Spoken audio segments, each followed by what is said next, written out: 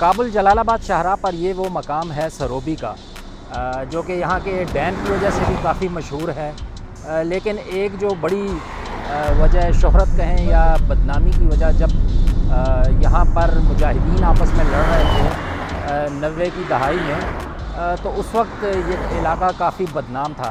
یہاں ایک مقامی کمانڈر نے ایک انوکھی چیز پال رکھی تھی، جس کی دہشت کی وجہ سے وہ لوگوں سے ہر چین پر اپنا ٹیکس، غنڈہ ٹیکس وصول کیا کرتا تھا۔ اس کمانڈر نے ایک انسانی کتا رکھا ہوا تھا، اور لٹرلی اس کتے کا مقصد یہی ہوتا تھا کہ جو شخص اسے ٹیکس نہیں دے گا اسے وہ کٹواتا تھا، کسی کا وہ کان کاٹ لیتا تھا، کسی کو کہیں پہ وہ کاٹ لیتا تھا، اور اس دہشت کی وجہ سے اس علاقے سے لوگ آنا جانا اعتراض کرتے تھے، کم سے کم رکھتے تھے۔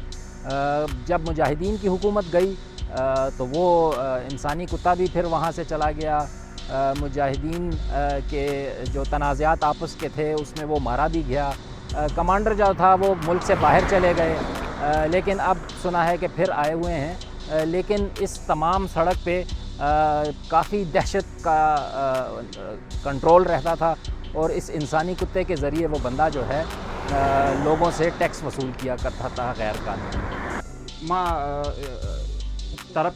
جلال آباد زندگی کړې ده، او جلال آباد کې موږ ډېر وخت تېر کړی ده، خو دلته موږ د اصلیت کې سروبي موږ کابل ولایت د سروبي ولسوالۍ، خو لیکن موږ د اکثریت وخت په جلال آباد کې ننګرهار کې تېر کړی ده، خو بیا هم لکه خلکو دا رقم خبرې کولې، اوس هم دغه وخت کې خلک دا خبرې کوي چې یاره درلودې، خو ما په خپله نه ده لیدلی. اگر که موږ سروبي خلک یې ما نه ده لیدلی، خو خلک نظریه دا شاید او لیدلي دي چې وایي چې یاره درلودې، او دغه ځای چې کوم ده دا د زرداد غونډ په نامه باندې یادېږي، خو ما خپله شخصا نه ده لیدلی.